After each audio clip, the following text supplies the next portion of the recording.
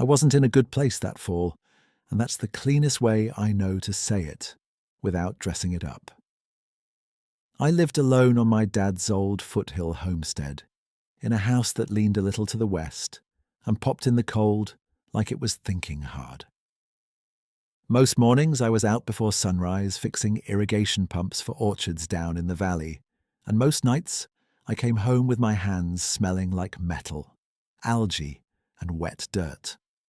I'd heat soup, eat standing at the counter, and look at the custody calendar folded on the table like it was a bill I couldn't pay. The divorce had been final for 8 months by then, and if you asked around town, people would tell you I handled it fine. I kept working. I quit drinking. I stopped missing service calls. I even started making my bed, which for me is a dramatic reform. The part I didn't handle was smaller and worse. My daughter Emmy was 7, and somewhere between lawyer letters and schedule swaps, she had learned to come to me with good manners instead of momentum. She said, "Hi, Dad," like she was greeting a teacher in the hallway. Polite, sweet, careful. That carefulness hollowed me out more than the empty half of the closet ever did. By the second week of October, the nights had gone sharp enough that Ranger started choosing the rug over the porch boards. Ranger was a red heeler with a white muzzle and bad hearing in one ear, old enough to ignore my opinions. He had belonged to my dad first, then to me by slow inheritance, the way land and grief pass down in the same paperwork. He followed me through chores, slept beside the wood stove, and watched the driveway whenever headlights were due. On handoff days, he always paced an hour early, as if he trusted routine even when I didn't. I named the season like it was a person, because that made it easier to argue with. The long winter, that was the enemy. Not my ex-wife, not the judge, not bad luck, not some shadowy thing out in the trees. The long winter shut ridge roads with ice, turned 10-minute drives into 2-hour circles, and cancelled visits with one county alert. It stretched silence across the house until every room sounded like a refrigerator hum. A primary consideration in my life then was simple. If weather took enough weekends, and I stayed awkward enough when I did see Emmy, fatherhood might not end in a single blow. It might just thin out. When I wasn't on a pump job, I worked around the place to keep from thinking. I cleaned gutters, stacked oak, mended fence wire the deer kept pressing down. The homestead sat, where pasture gave up and timber started, with a ragged tree line of cedar and fir behind the old chicken shed. My dad used to call that edge the line where chores turn into stories. I used to roll my eyes at that. I was a practical man. Bearings either seized or they didn't. Pipes either held pressure or they leaked. Stories were what you told after work, not how you got through it.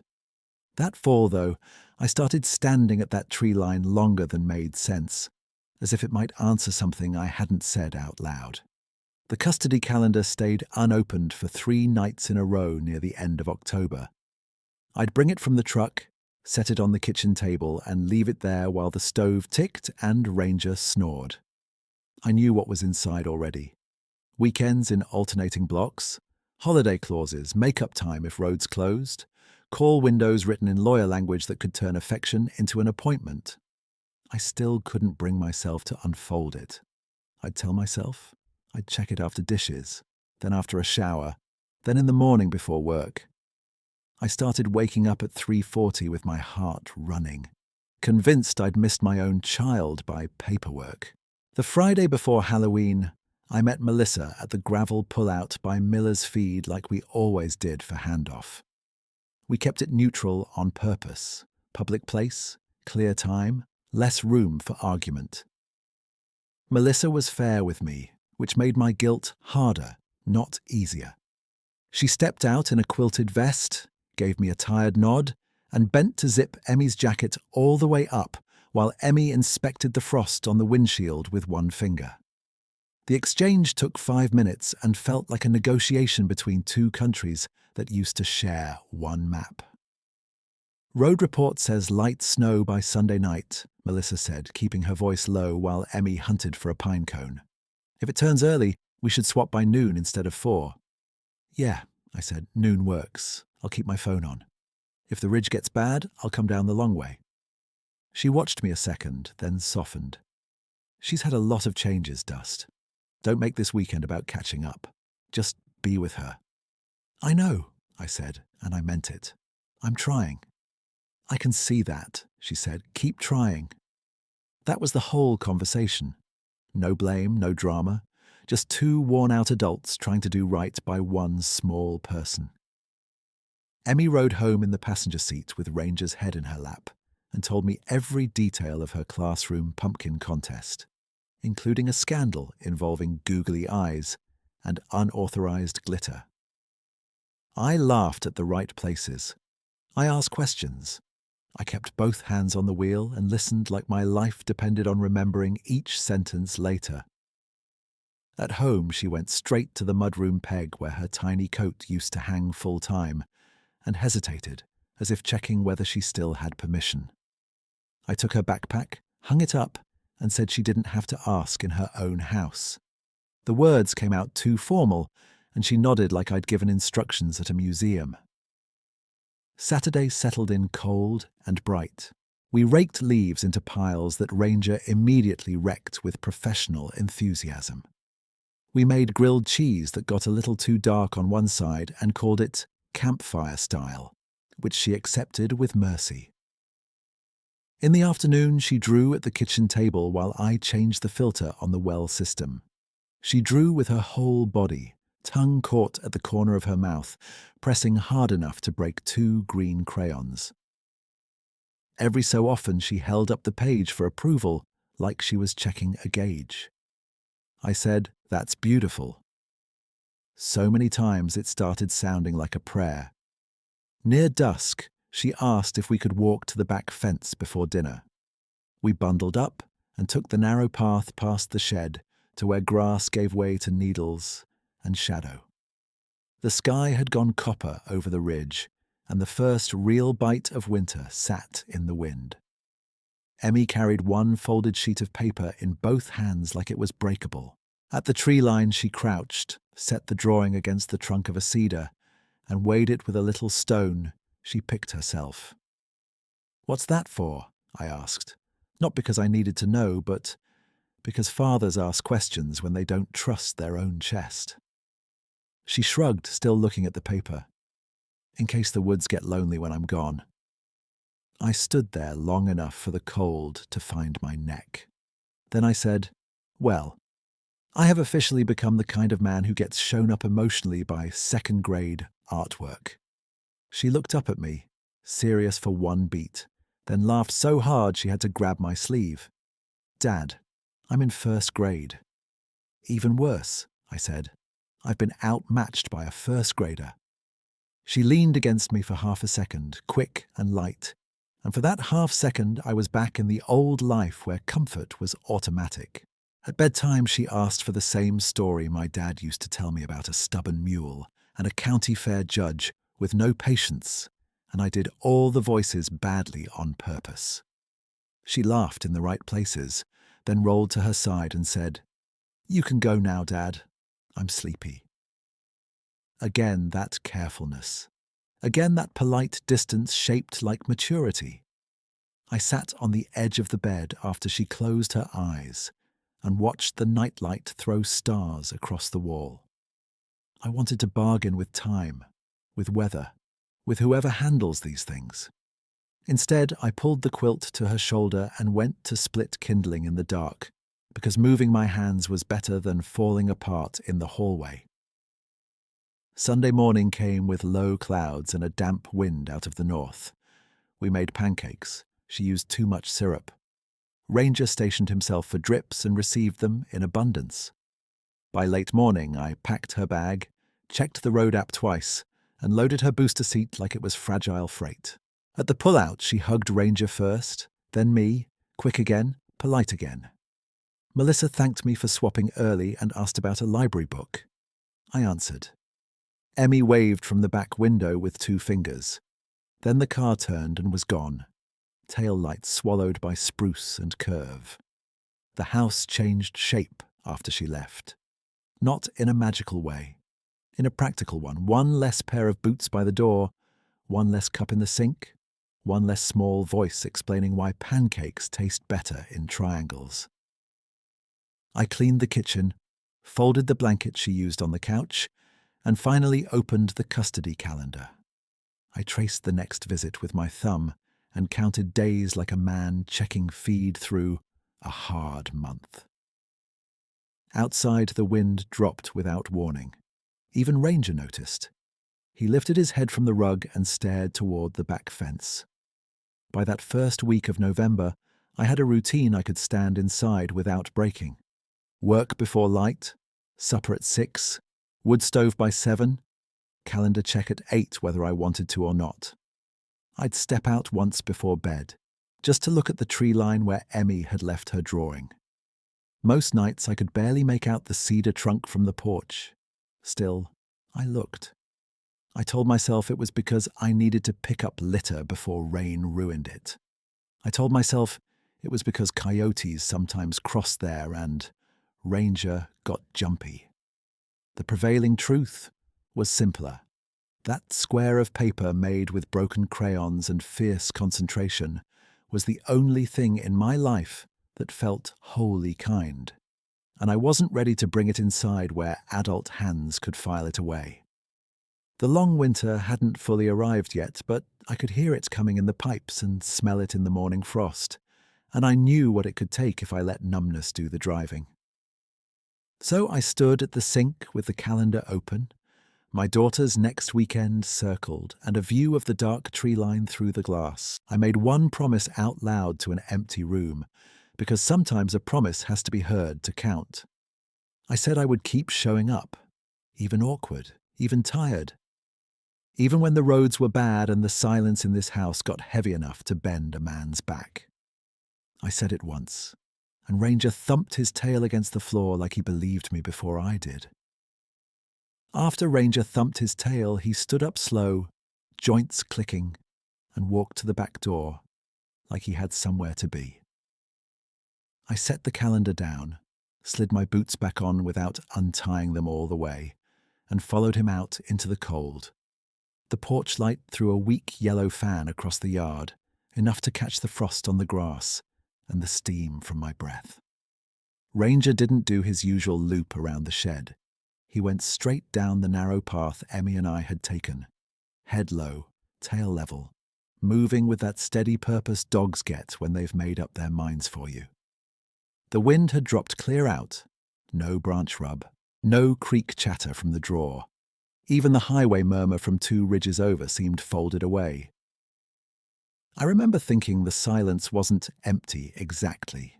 It was full, but in a held-breath way, like the whole timberline was listening to itself. I hated how quickly my mind reached for nonsense, so I pushed back on it. Cold snap, I figured. Weather turns, animals bed down early, sound carries different. That was enough. At the cedar where Emmy had set her drawing, Ranger stopped and sat. He didn't bark, didn't growl, didn't even sniff hard. Just sat facing the paper and gave one soft huff through his nose.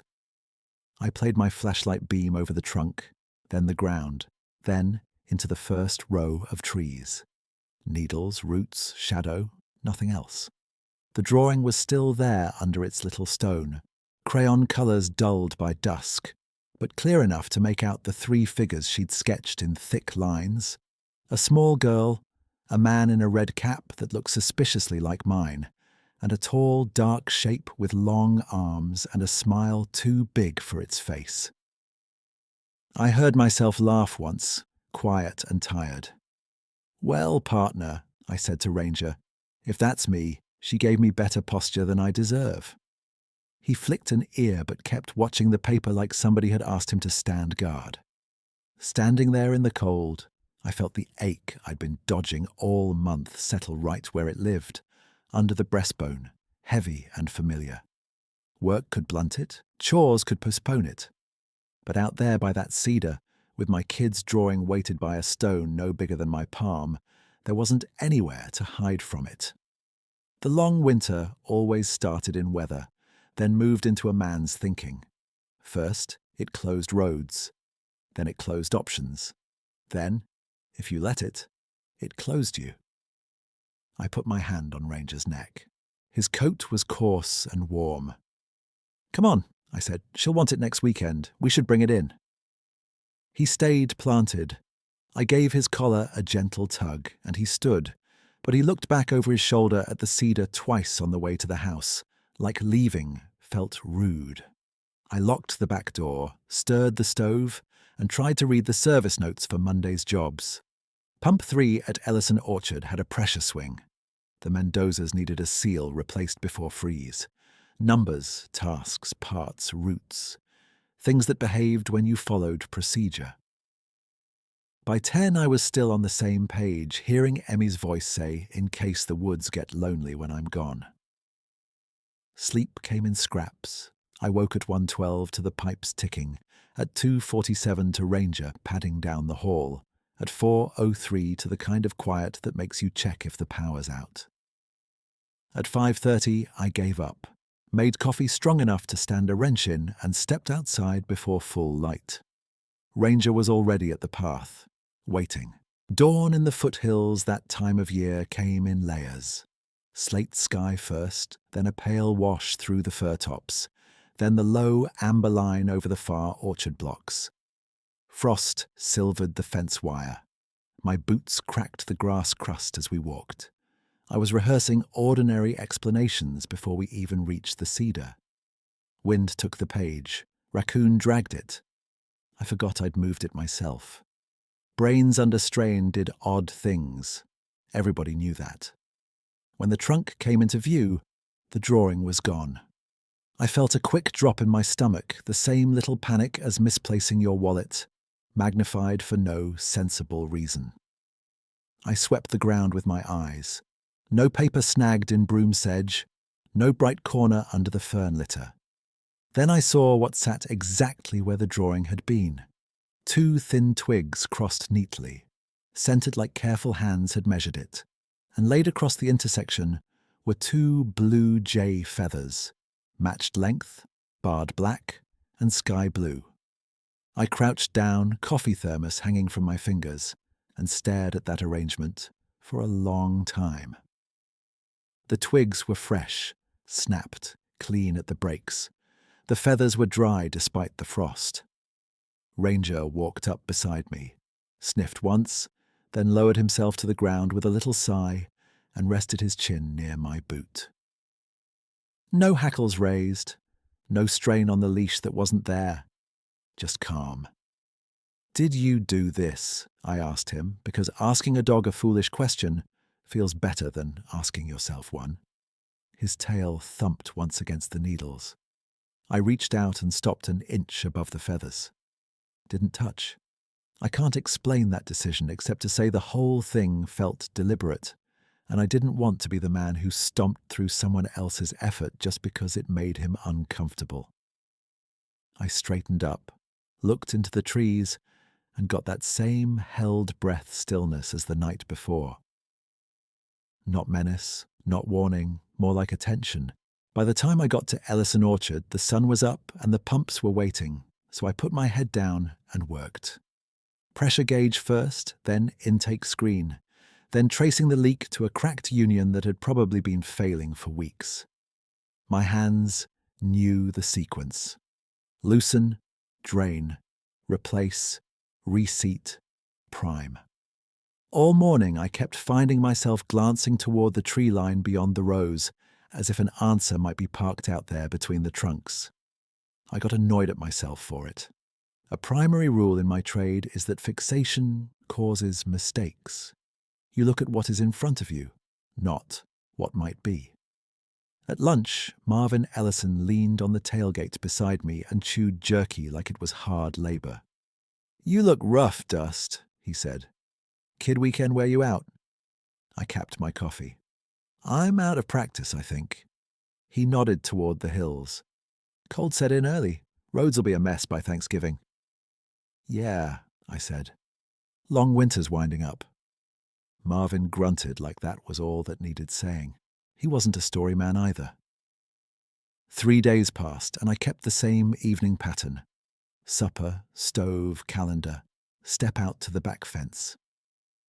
Every night the quiet at the tree line had that same dense quality, and every night Ranger walked down there and sat for a spell before coming back in. On the second night I carried my flashlight and found the crossed twigs still in place, feathers undisturbed. On the third the feathers were gone, and in their place sat a little fan of dry grass, woven through the cross, tight enough to hold shape. I checked for bird nests nearby, for prank tracks, for any sign a person had been around. The ground was patchy hard with early freeze, but in the softer spots I found impressions that looked wrong for deer and wrong for boots. Long, shallow ovals, spaced farther apart than my stride by a fair bit, as if whoever made them moved with easy reach. I stood there with my tape measure from the truck, because that is the kind of man I am, and got irritated all over again. I measured my own step in the mud, 30 inches heel to heel if I stretched it. The prints at the edge of the cedar shade came in around 48 between clearest marks, maybe more where the ground broke. I took 2 photos with my phone, then another with my boot beside one for scale. My hand shook enough that I had to retake it, not from fear exactly, from the feeling that my ordinary tools had shown me something I didn't have a shelf for. That night I called Melissa during Emmy's window. Emmy answered on speaker, her voice bright and distant with room noise behind it. Hi, Dad. Guess what? We made leaf people at school and mine has roller skates. Roller skates is a strong, creative choice, I said. How many leaves did that take? 8 and 1 acorn hat. Mum says don't glue acorns to the table. That sounds like wisdom earned the hard way. She giggled, then asked if Ranger still stole socks, and I told her he'd retired from that life due to age and public pressure. Melissa came on a minute later to confirm pickup time for the next weekend, weather permitting. We kept it simple, cooperative, careful. When we hung up, I stood in the kitchen with the quiet pressing in and felt grateful for plain logistics, for any line of trust that still held. By the second week of November, frost stayed in the shadows until noon. I started checking the cedar before work and after, not because I believed anything in particular, but because not checking had become harder. One morning I found Emmy's drawing again, folded once and tucked under a slab of loosened bark on the same tree, dry as a kept letter, though we'd had sleet overnight. Ranger reached it first, sniffed, then sat and looked toward the pines with his mouth open in that relaxed half smile dogs get when they are content. He gave a soft whine, almost conversational, and wagged without standing. I unfolded the paper with both hands. Crayon lines, pressure marks, the little red cap, the tall, dark figure. Emmy's blocky E in the corner where she signed her work like an artist. No new tears, no water damage. Somebody or something had handled it gently and put it where weather couldn't touch it. I told myself this couldn't be real in the way my brain first framed it, and then I corrected myself, because the paper in my hands was real enough. The better question was, what real thing I was looking at. I refolded it along the same crease and slid it back beneath the bark. Okay, I said to the trees, feeling halfway foolish and halfway relieved. If this is your system, I can respect the system. Ranger thumped his tail against the cedar roots, and in that deep morning hush, with frost bright on the pasture and the long winter waiting its turn, I felt curiosity step in where despair had been sitting. I stayed crouched another minute after I said that, palm on my knee, feeling a little ridiculous and a little steadier at the same time. Ranger leaned his shoulder against my shin, warm and solid, and watched the pines like he expected a polite reply. When none came, he stood, shook once, and trotted back toward the house with that old dog confidence that said the meeting had adjourned. I followed him in, filled his bowl, topped off my coffee, and stood at the sink watching frost burn off the pasture in slow silver patches. My chest still hurt in the same familiar place, but it wasn't the only thing I felt. Curiosity had moved in beside it, not to replace it, just to keep it from taking the whole room. I could work with that. Curiosity asked questions instead of writing endings. That evening, the wind picked up hard out of the west, rattling the loose tin on my woodshed roof and carrying oak leaves clear across the yard. Right before dark, I walked down to the cedar with a headlamp and found Emmy's drawing again, this time set in the crook where two roots rose like elbows from the ground. Two smooth creek stones sat on the lower edge to hold it in place. They were too round and water-worn to have come from that patch of dirt. The nearest creek bed with stones like that was half a mile downslope. I squatted and looked around without touching anything. The paper was dry. The ground was damp and needled over, with no clean shoe tread, no tire track, no sign of one of the neighborhood kids trying to get a rise out of me. Ranger came up behind me, sniffed the air once, then sat and gave that same soft whine toward the tree line, tail swinging lazy against the leaves. Either I'm getting pranked by a very organized raccoon, I told him, or I need to start writing incident reports for the Forestry Department of Mysteries. He sneezed, which I took as fair criticism. I left it there. That was the choice I kept making. Not because I was brave and not because I had settled on a theory I trusted, but because the placements felt intentional in a way I didn't want to trample. On my way back up the path, I noticed my own stride had changed. For the first time in months, I wasn't counting days to the next visit like a sentence. I was paying attention to mornings. By the third morning after that, rain had turned to sleet overnight, and the cedar boughs clicked together in the half-light like glass wind chimes. The drawing was no longer at the roots. I found it tucked beneath a slab of peeled bark under the old stump by the fence, the one that stayed dry even in sideways weather. Whoever moved it had folded the paper cleanly in the same center crease Emmy had made, then slid it under with just enough of one corner showing so it could be found. A pressed clover sprig lay on top, still green at the stem. I stood there in my work jacket with sleet melting off my shoulders and tried a full rational pass, start to finish, like troubleshooting a bad pump. Neighbor prank. But nobody in our stretch had the patience to stage this every day, and they'd have had to come through soaked timber in the dark without setting Ranger off. Wind and chance. But wind didn't fold paper and choose dry shelter points ahead of weather. Me doing it and forgetting. I actually considered that for a hard minute. Stress could scramble things. Lack of sleep could do worse. But the stone weights, the cross twigs, the feathers, the clover, the long-spaced impressions in the mud, none of that matched anything I would do on autopilot. I told myself, in the plain present tense of a man arguing with his own brain, this is paper and bark and old dog behavior, that's all. I told myself I had service tickets to run, filters to swap, seals to seat, invoices to file. I told myself fathers didn't get to drift into folklore because they were lonely. Then I looked down at that folded page, dry in sleet, and I admitted another present truth I couldn't reason away.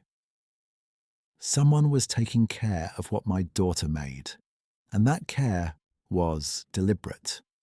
Whatever it was, it held the drawing the way I wished I'd held more moments in the last year. Around noon, I stopped at Miller's Feed for gasket grease and saw Nora Pike by the seed bins, pulling knit gloves over hands that looked carved from cedar roots. Nora had lived on the ridge longer than I'd been alive, and she watched people the way some folks watched weather. "You look like you've seen a puzzle with no picture on the box," she said. "Something like that." She tipped her chin toward the hills. "You hearing odd quiet up your way?" I hesitated, then gave her the safe version. "Ranger keeps sitting at the tree line like he's waiting on company. Found some strange placements. Kids' drawing moved around, kept dry. No tracks, I trust." Nora nodded once, not surprised, not excited. "If your dog's calm, you stay calm. That's my rule." "That simple?" "Simple and easy aren't the same thing." She handed me my change. "You don't have to name every kindness to receive it." I carried that line back to the truck and sat with the engine idling longer than I needed to. 2 days later, I made the mistake of sending one of the print photos to County Wildlife from the contact on their website, mostly to prove to myself I was being responsible. The reply came by email that night, while I was heating chili. Likely overlapping deer and black bear impressions in saturated soil. Monitor from distance. No action recommended. It was polite and entirely useless, and it closed that loop cleanly. I printed it, stuck it under a magnet on the fridge, and laughed once at myself for trying to solve this with a form submission. By the last week of November, checking the cedar had joined my day the same way coffee and boots did. Dawn check if I was home. Evening check, no matter how tired I was. I started bringing a small notebook, not because I planned to convince anybody, but because writing down placements kept me honest with myself. Date, weather, location, condition. Under bark before rain. Weighted with stones before wind. Elevated on stump before meltwater. Additions. Clover, then 2 yellow leaves pressed flat, then a strand of pale winter moss, looped like thread through the folded edge. In between those entries I noticed other things. Chickadees feeding low on the cedar side when Ranger sat there, not spooking as fast as usual. A mule deer doe and yearling stepping out from fir shade at dusk and grazing within sight of that same spot, ears relaxed, no snort alarms. Ranger once walked to the edge of the pines, stopped, and lay down with his chin on his paws as if he was sharing porch space with a neighbor he liked. I had another reasoning cycle on a Thursday night when the temperature dropped to 20 and the sky went iron grey over the ridge. I went down expecting the paper to be brittle or gone and found it raised on a flat-topped stump under fir boughs, anchored by a forked twig frame that kept it off the wet wood. The engineering was better than half the rain covers I'd built around pump controls. I stood there with my flashlight and ran the same practical script one more time because habits die hard. Maybe a person, maybe repeated coincidence, maybe my need for meaning bending ordinary facts. Then Ranger stepped forward, wagged once toward the trees, and sat with his back against my leg. Not braced, not guarding, just present. That ended the argument more than anything else. Late the next afternoon, I got home after a long service call on the South Orchards and found the sky dropping toward early dark, clouds stacked purple over the ridgeline. Ranger met me at the truck with unusual urgency, not frantic, just insistent, circling once and heading down the back path before I'd even pulled my gloves off. "All right, Foreman," I said, grabbing my cap and a flashlight. "Lead on." The air smelled like wet cedar, cold soil and that faint mineral edge that comes before freeze. No wind moved in the high branches. Every sound carried sharp. My boot on roots, Ranger's tags ticking softly, a single crow far off over the draw. We reached the cedar and found the root crook empty, the stump empty, the bark shelter empty. Ranger didn't stop. He kept going along the tree line toward a shallow overhang where rainwater had carved a pocket beneath a tangle of exposed roots. Halfway there, I heard movement in the firs to my left, heavy enough that I felt it through the ground more than heard it, but controlled, measured, each step placed with care. I should have startled. I should have backed away. Instead, I went still, and so did Ranger, one paw raised, tail low but loose. A shape passed between two cedars 30 yards out, then paused where the last of the grey light caught it. Tall beyond any man I knew, shoulders broad as a gate, dark fur holding the dusk, like bark does after rain. In one hand, one wide, long-fingered hand, it held Emmy's drawing folded small and protected against the palm. Not gripped, cradled. My breath caught hard enough to hurt. The figure moved again, slow and unhurried, angling not toward me but toward the root overhang. It knelt there with a steadiness that didn't match its size, ducking its head so low the branches brushed its back. With careful fingers, it slid the folded paper into the dry pocket under the roots, then set two thin sticks across the opening, as a brace so run off would split around it. One yellow leaf, fresh and flat, went on top like a marker. I had spent months braced for loss in every direction. Standing there, I watched something enormous treat my child's drawing like it mattered, and the whole framework inside me shifted a notch. Ranger took 2 steps forward and sat. He gave a small, questioning whine, the same one he used when he asked to share the couch he wasn't supposed to be on. The figure turned its head toward him, then toward me. I saw the eyes then, amber brown in the low light, steady and alert but without any edge of threat. There was distance between us, and room to leave in any direction. It held that distance as if it understood boundaries better than most people I'd met in court hallways. "Hey," I said, and my voice came out rough. "I see you." It remained still for a long breath, then shifted 1 step back from the overhang, almost like yielding space to me. The movement was so restrained I felt a strange urge to apologize for being clumsy in comparison. I nearly said "excuse me" out loud to a creature that could have lifted my truck bumper with one hand, which is not how I pictured this chapter of adulthood going. I didn't move closer. I took my cap off instead and held it at my side, because that was the only respectful thing I could think to do. "Thank you," I said, quiet but clear, "for taking care of it." No sound came back beyond a soft exhale I could barely hear. The figure held my gaze 1 more second, then turned, stepped between the cedars, and was gone into the dark timber with the same deliberate pace. Branches swayed once and settled. That was it. No crash, no chase, no drama, just absence where presence had been. I stood there long enough for the cold to bite through my jacket. Ranger finally nudged my hand with his nose and looked towards the overhang. We walked together to the roots. The drawing sat dry where it had been placed, sticks braced neat, yellow leaf bright against the grey wood. In the damp soil a few feet away, impressions pressed deep enough to hold shape. Long, broad tracks with a stride that outpaced mine by half again, each one pointed away from us. Back at the house, I didn't turn on the television or even the kitchen radio. I lit the stove, set water to boil, and opened my notebook with hands that still shook. I wrote what I had seen in plain terms, no flourishes, no guesses, like a field note from a man who fixed things for a living and had no use for spectacle. Then I sat at the table with Ranger asleep on my boots and listened to the quiet. I hadn't accepted a biological explanation yet. I was nowhere near that tidy.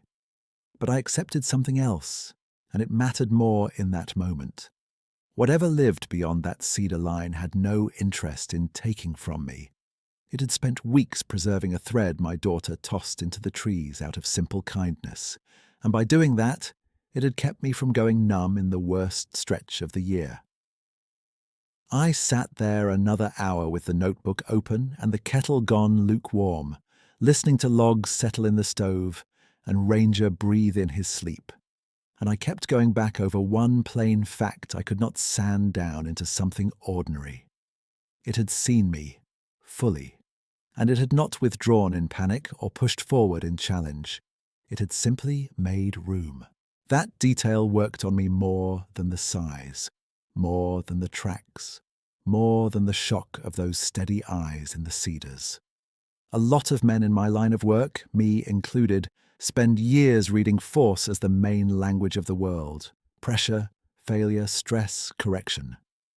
But what I had witnessed at the root overhang was restraint chosen on purpose.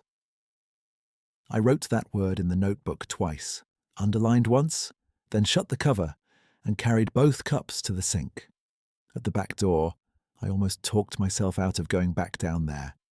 It was late, the temperature was dropping, and I had a dawn call in the valley. I went anyway because some moments ask for a second look while they are still warm. The moon had climbed above the east ridge, thin and bright, enough to silver the wire fence and cast pale bars through the fir trunks. Ranger followed, not in a hurry, just close. At the overhang, the drawing was still dry and exactly where it had been placed. The sticks over the entrance were angled so runoff would split and drip to either side. I could see the tiny channels in the dirt where water had already obeyed the design. I crouched and studied the spacing like I would a clean repair on a job site, and I felt that odd blend of humility and relief move through me again. "I notice," I said quietly toward the trees. "I'm paying attention." No answer came in words, and I did not expect one. A barred owl called once from deeper timber. Ranger sat and watched the dark with a loose tail and soft ears, calm as an old ranch hand at the end of a shift. We went back up to the house, and this time I slept through until the alarm. By the next evening, clouds had rolled in low and thick, pressing the ridgeline down to a narrow grey strip. I finished 2 pump calls, grabbed groceries in town, and reached home as dusk settled. Ranger met me with his usual dignified impatience and turned straight for the path again, which had become its own kind of appointment. The drawing had moved from the overhang to the cedar crook, dry and flat beneath 2 smooth stones, and a narrow ribbon of winter moss looped the lower corner like a tie. I touched the stones this time. Cold, damp, unmistakably real. I stood and looked into the trees long enough for my eyes to adjust, and what I felt was not that prickly alarm I had known from coyotes or a bear crossing too close to the shed. It was the sensation of being observed without being judged, watchful, curious in return. The following afternoon I came home early on purpose and made coffee in a dented thermos, then took a folding stool down to the fence line like a man preparing for a very strange fishing trip. I set myself 20 yards from the cedar where I had clear sight lines and enough room not to crowd anything. Ranger circled once, lay down with his paws crossed, and fixed his gaze on the pines. I sat there and let the light drain out of the pasture while my mind ran its old loops and slowly tired itself out. I told myself this couldn't be real in the way stories use that word, where a man sees one thing and wakes up a new person by breakfast. I am still me, I thought. I still have invoices on the counter, and a custody calendar that tightens my chest, and a truck that needs brakes. I still wake at odd hours and count days like a bookkeeper of absences. But I also watched a being taller than any door in my house protect a first grader's drawing from sleet with better planning than I brought to half my own life. I wanted to run every explanation to ground one more time. Theory against evidence until something cracked. Instead, I sat very still and noticed what my body already knew. Ranger was peaceful. Birds moved low in the brush without flushing. The timber held that dense quiet of attention, and nothing in it wanted to harm me.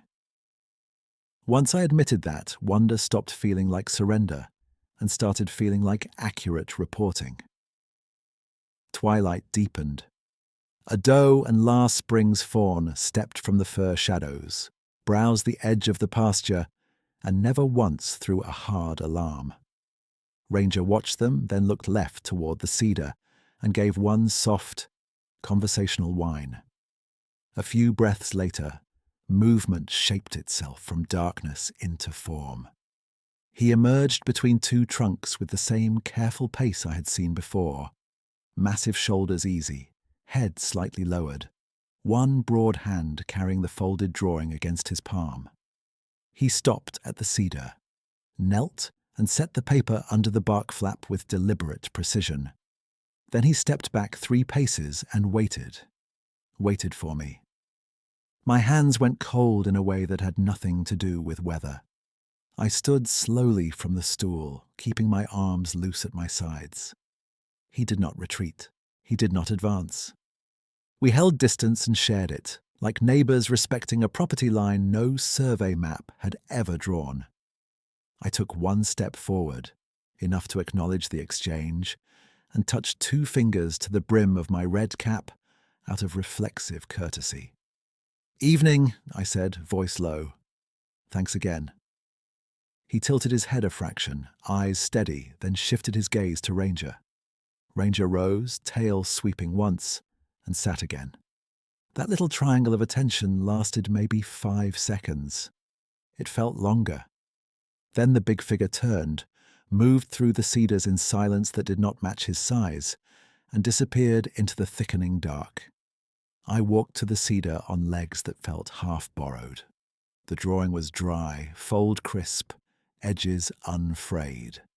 Tucked inside the fold was a pressed yellow leaf, stem intact. I let out 1 breath that came close to a laugh and close to tears at the same time. "Ranger," I said, "I think I just attended the politest handoff in county history." He leaned against my knee, like he agreed, and like he had known this would happen sooner or later. 4 days passed in a steady pattern of work, weather checks and evening visits to the tree line, and with each day my disbelief lost another inch of ground. Morning brought rim ice on buckets and brittle grass underfoot. Afternoon gave a brief thaw and the smell of wet needles. By Friday, county radio was warning of a hard front by Sunday night, the first real bite of the long winter. That evening was Emmy's call window. I washed up, sat at the kitchen table with the notebook shoved out of sight, and answered on the first ring. "Hi, Dad," she said, cheerful and breathless. "Mom let me stay up 6 extra minutes." "Then I'm honored to receive premium minutes," I said. "How was school?" She told me about a spelling test and a class goldfish named Pickle, and how she had drawn a turkey wearing boots because it's muddy where turkeys live. I listened and asked follow-up questions like a man receiving instructions on how to stay alive. Near the end, she got quiet for a moment and asked, "Did my woods picture blow away yet?" I looked through the kitchen window toward the dark cedar line. "No," I said. "It's still there. It keeps getting looked after." "By you?" "Some by me," I said, choosing each word. "Some by the woods, I think." She considered that in her solemn way. "Can you tell the woods thank you?" My throat tightened so fast I had to clear it. "I can do that." "Good," she said, "because lonely stuff needs friends." Melissa came on next to confirm pickup plans, and we ran through weather contingencies in practical language. If Ridge Road closed, we'd shift to the valley route and meet earlier. If alerts hit red, we'd switch to a video call and bank time. No friction, just logistics and the shared fatigue of adults trying to protect one small person from disruption. When we hung up, I sat a minute with the phone in my hand, then put on my boots and jacket and walked out into the cold. "Emmy says thank you," I told the tree line when I reached the cedar. "So do I." That night, sleet started just after midnight, tapping the roof first, then hissing against the windows as it turned finer. By dawn, freezing rain had glazed the fence and beaded the cedar tips with clear weight. I left for work in the dark and spent the day repairing a manifold crack at Sanderson Farms, while the sky stayed iron and mean. Every break, I checked the weather app. By 3, the storm warning upgraded and the long winter made its entrance in full. Wind from the north, temperatures dropping fast, mixed ice and snow by sunset. I finished the job, drove home careful, and parked with snow already stippling the hood. Ranger met me at the truck, alert but not agitated, then headed down the path without looking back. The world had that muted storm hush where sound got swallowed by falling weather. I followed his shape through the dusk and reached the cedar just as the first thick flakes replaced sleet. The bark flap was closed tight against the trunk with 3 forked twigs woven through a natural seam, making a little weather door. I knelt and eased one twig free. Inside, tucked in dry darkness, lay Emmy's drawing wrapped in a sleeve of thin cedar bark, tied with grass fibre at both ends. Between the sleeve and the paper sat 3 offerings layered flat, so they would not crease the crayon lines. A pressed clover sprig, gone pale from age, a strip of summer grass cured almost gold, and a small autumn fern frond, rust-coloured and perfect. I held that bundle in both hands and forgot the cold for a second. This was not random sheltering anymore. It was curation. Season by season, somebody had gathered markers from the turning year and kept them with a child's drawing as if making a record, as if saying this mattered enough to carry through weather.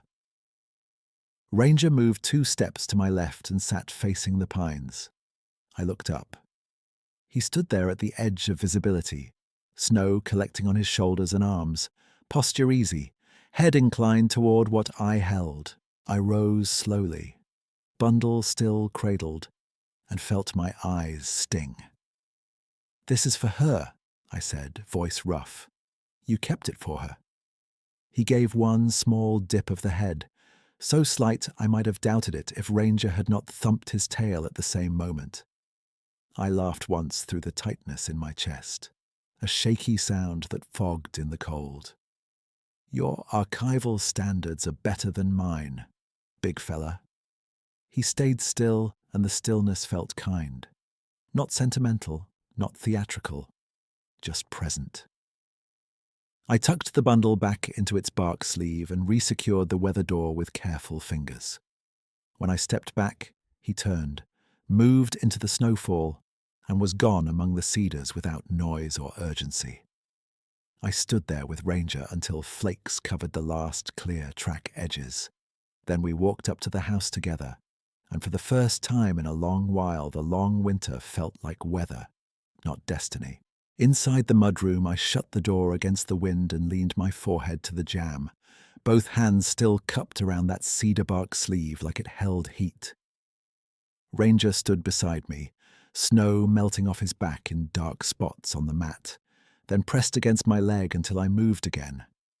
I peeled my gloves off with my teeth, set the bundle on the kitchen table and lit the lamp over the sink because the overhead light felt too bright for what had followed me in from the trees.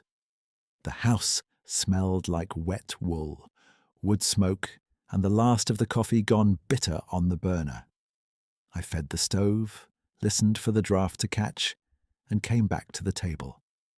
The grass ties were neat and tight, laid with the same patient logic as those little weather shelters at the cedar. I loosened one, then the other, and opened the bark sleeve. Emmy's drawing slid out whole and dry, crayon colours still bold where she had pressed hard enough to leave ridges. The small girl, the man in the red cap, the tall, dark figure with arms too long, and a smile too big. Beneath the page, laid flat like specimens in an old field book, were the 3 tokens I had seen in the stormlight: clover, summer grass, fern. I touched each one with one fingertip and felt something in me crack clean through. I sat down too fast, chair legs scraping, and put both palms over my eyes. I had carried myself like a decent imitation of a sturdy man for months. At work, at handoff, on calls, in grocery aisles, in this kitchen with its one chair, always empty. I had held my voice level and my shoulders square and my schedule tight, convinced that if I performed reliability hard enough, hurt would eventually take the hint and leave. It didn't leave. It waited. It waited through lawyer meetings and quiet dinners and polite good nights from my own daughter. It waited through every weather report. It waited for one enormous silent act of care to show me exactly how tired I was of being defended against my own feelings. I cried there at the table, not tidy and not brief. I cried like a man finally setting down a load he forgot he had picked up. Ranger came over, laid his chin on my knee, and stayed. At one point I laughed while I was crying because that old dog looked so deeply inconvenienced by emotion and so committed to supervising it anyway. "Yeah," I said to him, voice shredded. "I know. Took me long enough."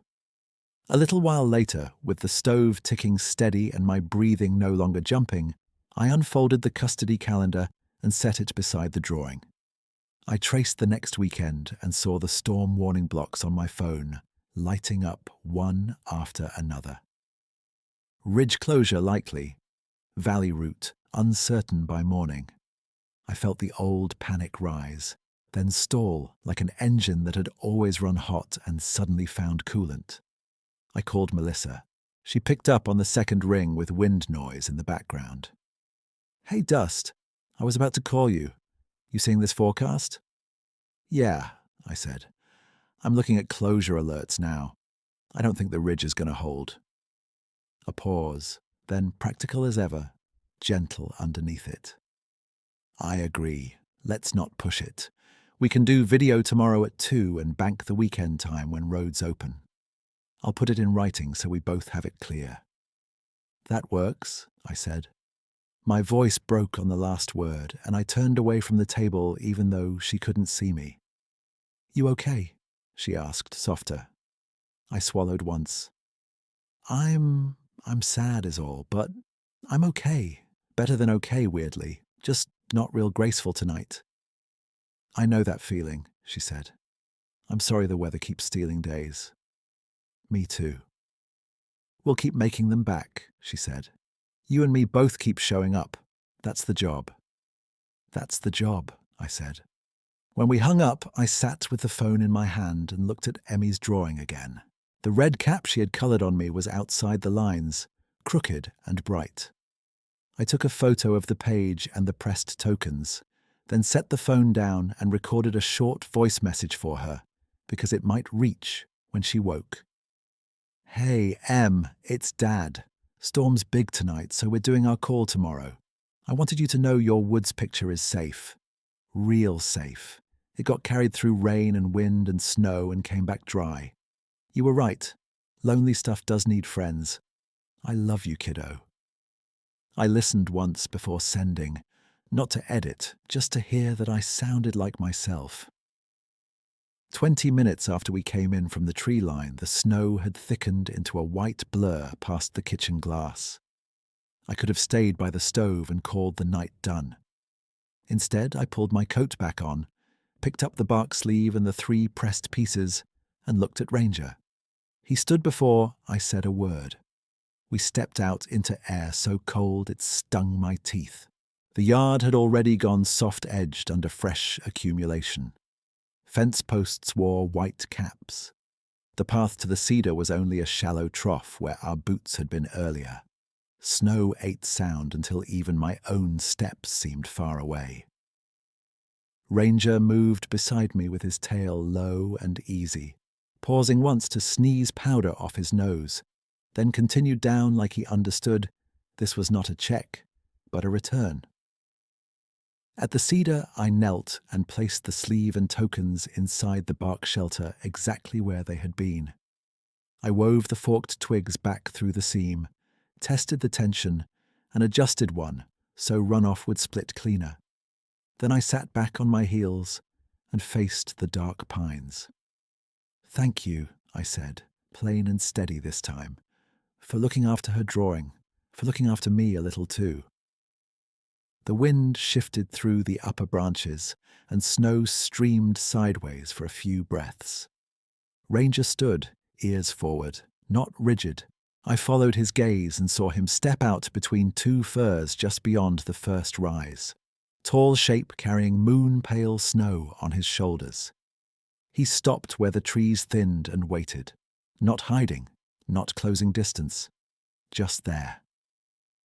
I rose slowly and kept my hands open at my sides. The space between us felt important, like a line both of us had agreed to without speaking. His head angled once toward the cedar, then toward me. Those amber-brown eyes held steady in the dim, and I felt that same clear impression as before. Attention without pressure, strength without demand. I tried to say something formal and came up with the truest thing instead. "She drew all three of us," I said. "Guess she knew more than I did." Ranger gave a quiet huff, almost approving. The big figure shifted his weight and made one small dip of the head. No drama, no performance, just acknowledgement. He lifted one broad hand, palm turned slightly inward, then lowered it and stepped back into shadow. Snow swirled through the gap he had occupied. He moved between the trunks with careful, unhurried placement, each stride long and silent, and in a handful of breaths he was only shape, then darkness, then nothing I could separate from the storm. He withdrew the way he had always done everything else, cleanly, with room left behind. I stayed there longer than comfort required, hat brim gathering snow, one hand resting on the cedar bark door. I kept expecting my mind to lunge in with arguments, to tell me I had misread distance or light or grief. The arguments didn't come. What came was a deep, tired calm, as if some part of me that had been clenching for a year had finally understood it could stop. On the walk back, Ranger bumped my thigh every few steps like a metronome. At the porch, he shook snow in a glittering arc and gave me a look that said we had done what we came to do.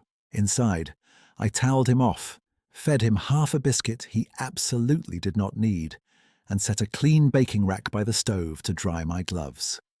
Then I took the notebook from the counter, opened to a fresh page, and wrote in careful block letters so I could not later pretend I had imagined it. Storm night. Returned sleeve and seasonal pieces to cedar shelter. Spoke thanks aloud. Observed him at tree edge in full snowfall. Calm posture. No advance. Acknowledgement gesture. Quiet departure north through fir line. Ranger relaxed throughout. I set the pen down and read that once. The words looked spare, almost clinical, but they held. I added one final line beneath the field notes. Not for evidence, just for me. I am not as alone as I thought. The power flickered near midnight and held. Snow ticked at the window. Ranger snored by the stove, paws twitching in a dream run. I folded the custody calendar closed without flinching, placed it beside Emmy's drawing and turned off the kitchen light. In the dark, with the house settling around me and the storm working the ridges, I felt grief still present, still mine, but no longer running the whole map. I carried that feeling to bed like a lantern cupped against wind, small and steady and enough. I woke before the alarm and listened to the storm drag itself across the ridge, softer than it had been at midnight, like a machine finally winding down. Ranger was already awake, watching me from his bed by the stove with that practical look that said lying there thinking counted as loafing. I pulled on yesterday's jeans, set water on for oatmeal, and checked road alerts while the kettle heated. Ridge route stayed closed. Valley route had chain control and a travel advisory that might as well have read, "Don't be heroic." At 2 sharp, I set my phone against the sugar jar and answered Emmy's video call.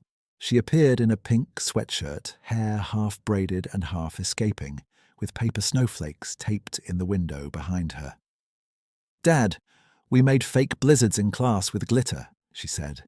"My teacher said glitter is forever, which sounds like a warning." "It is a warning," I said. "Your teacher is wise." She laughed, then squinted. "Your eyes are puffy." "Yeah," I said, and I didn't duck it. "I had a big feelings night, but I'm okay." Melissa's voice came from off-screen. "He and I already did road logistics. You two get your hour." Emmy leaned close to the camera. "Did you tell the Woods thank you?" "I did, out loud." She nodded like this met policy. "Good."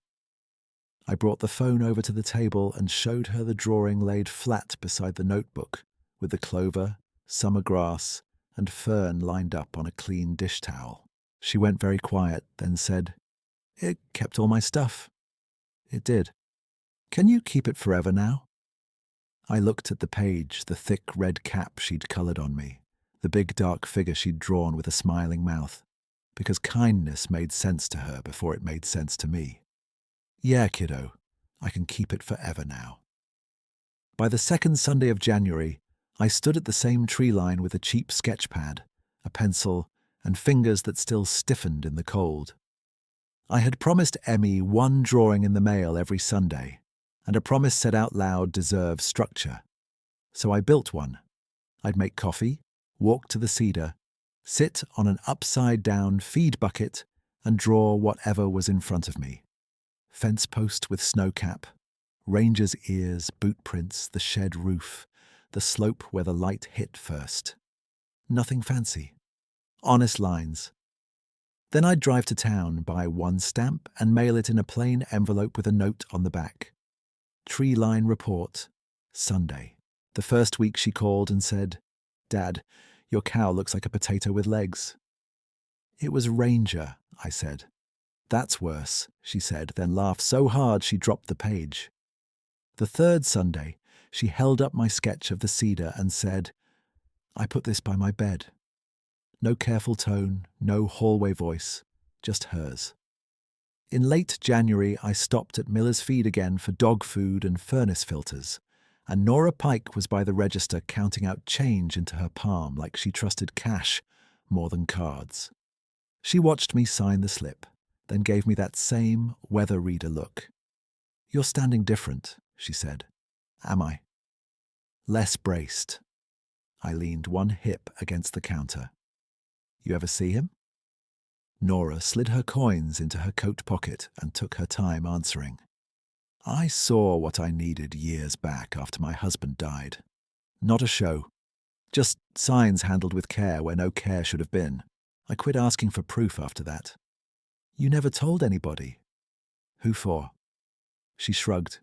"Folks that need numbers won't take my stories. Folks that already know don't need them." I thought about the wildlife email on my fridge, that tidy dismissal about overlapping deer and bear impressions. I sent county wildlife photos. They wrote back a textbook answer. Nora nodded. "Then that thread is tied off. Let it be tied." So I did. That evening, I took the printed email from under the magnet, read it once, folded it into my notebook, and wrote one line beneath my last field entry. "Official channel closed. No action. Record kept for chronology only." Then I stopped trying to make a case file out of a kindness. By mid-February, the long winter still had a grip on the ridge, but it no longer had a grip on my throat. That's the plain truth. Storms still cancelled plans. Ice still turned simple drives into planning meetings. But when a weekend shifted, Melissa and I worked the schedule without old sparks catching. One Thursday night, she called after Emmy went to bed.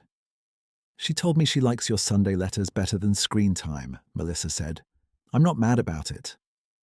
"I'm getting better at trees," I said. "Still weak on dogs."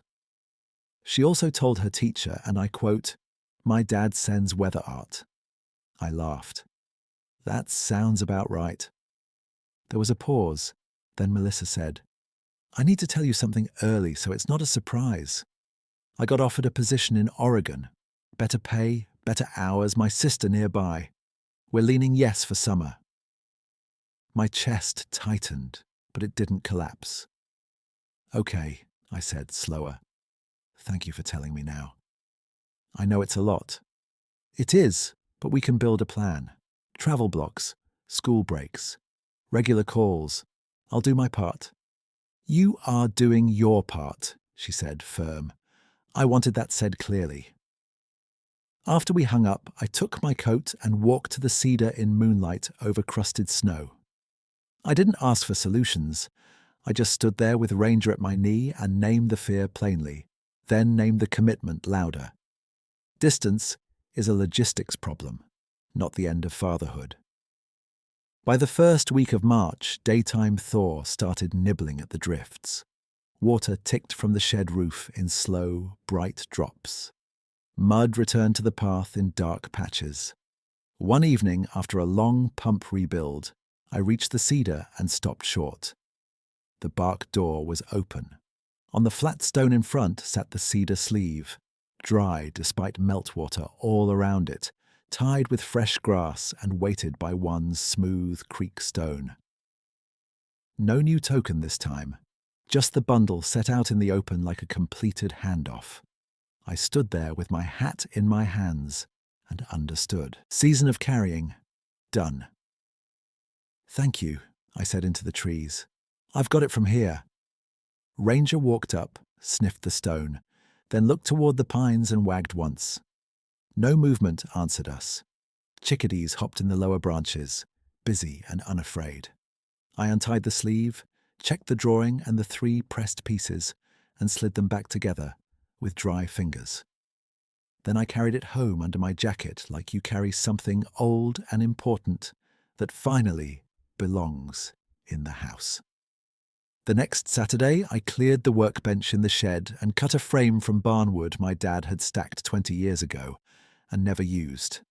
The boards were rough but straight once I planed them. Ranger supervised from a patch of sun by the door, opening one eye whenever the saw kicked. I sanded, mitered, glued, pinned, and rubbed the finished frame with linseed oil until the grain warmed from grey to honey brown. I mounted the drawing on acid-free backing from the craft aisle in town, set the clover, grass, and fern in a narrow float pocket beside it, and sealed the whole thing behind glass. When I hung it in the kitchen, I picked the wall opposite the table so it caught morning light. The red cap glowed first each day. On the first clear Sunday of April, Emmy came for a full weekend with roads open both directions. I heard Melissa's tires on gravel and stepped onto the porch before the engine cut. Emmy popped out of the back seat with her backpack bouncing. She hesitated for half a heartbeat, reading me like she used to. Then she ran. She hit me hard enough to rock me back one step, arms around my ribs, face tucked under my chin. I held her and closed my eyes and let that one fact land all the way through me. Momentum had come back. Inside, she saw the frame and went still. "You put it in a real picture." I did. She climbed onto a chair to look closer at the preserved tokens. "These are my seasons."